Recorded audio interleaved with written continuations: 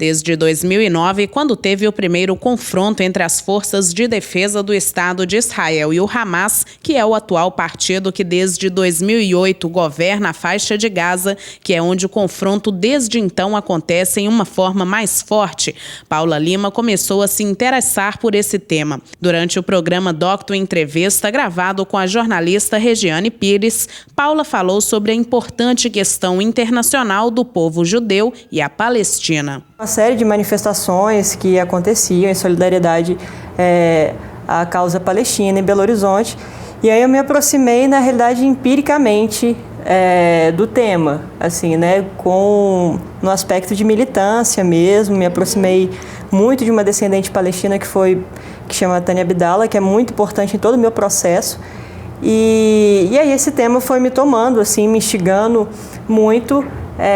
Pensei em fazer, na época, um projeto experimental, estava na graduação nesse momento, e no final, né, da conclusão do curso, como tinha que fazer em grupo, eu não tive a oportunidade de estudar esse tema, porque evidentemente, né, meus colegas, esse não é um tema que muitas pessoas querem estudar, assim. Mas sempre foi uma coisa que me tocou muito, assim. E quando eu pensei e defini que eu queria seguir a carreira acadêmica, eu queria fazer um mestrado, eu vi que era a oportunidade de estudar o tema mesmo, assim. De acordo com Paula, até a demarcação do próprio início do conflito pode ser pensado desde 70 a.C.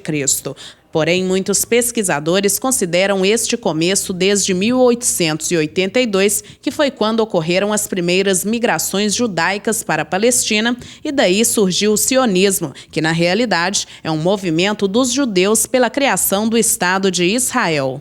Nem todo judeu quer criar um Estado, né? Os judeus que querem criar um Estado ou os judeus que querem manter o Estado, né, são chamados de sionistas. Então surgiu esse movimento, e aí com o desenvolvimento desse próprio movimento que começou o conflito, porque aí começou concretamente uma disputa entre dois povos que queriam habitar a mesma terra. Para Paula, a questão da religião é mais um pano de fundo. A disputa é concretamente dois povos que querem criar o seu Estado naquele mesmo lugar. E eles têm suas justificativas de por que a terra é de um e por que a terra é do outro, né? E aí, na realidade, se tornou, com o desenvolvimento do próprio conflito, um conflito nacional mesmo, de disputa de terra, assim. Então eu vejo muito mais por uma divergência de nós queremos habitar o mesmo lugar, do que um conflito de religião, porque até, por exemplo, quando não tinha criado o Estado de Israel ainda, no período do Império Otomano, e o Império Otomano era, né, que depois virou a Turquia e tudo, era majoritariamente muçulmano, e lá tinham cristãos, tinham muçulmanos, tinham judeus, e tem uma professora da USP, Arlene Clemete, que ela até mostra que nesse momento não tinha nenhum conflito entre eles. Com o fim da Primeira Guerra Mundial, as forças aliadas ganharam o Império Otomano, que na realidade a Palestina fazia parte dele, como várias outras nações que surgiram com a partilha do Oriente Médio com o fim desta Primeira Guerra, quando o Oriente Médio foi partilhado entre a Grã-Bretanha e a França, e daí a Palestina se tornou aquele território entre o recorte que se estabeleceu entre a Mesopotâmia, o Líbano, a Síria, e a Palestina ficou sob a tutela da Grã-Bretanha, que fez uma série de deliberações e demonstrou um certo apoio em atender a demanda judaica.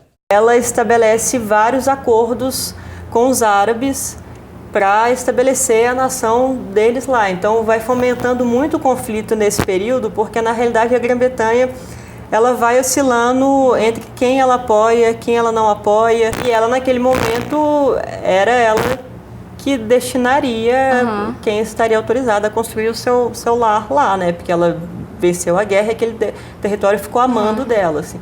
Então a Primeira Guerra Mundial é muito importante por causa disso, assim, que é o momento onde vai deliberar algumas questões importantes, assim, como a criação do Estado de Israel mais à frente, né? Que na realidade é no fim da Segunda Guerra Mundial.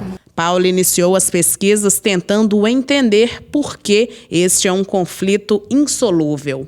O Estado de Israel é um Estado colonizador que entrou naquele território e que estabeleceu o seu Estado.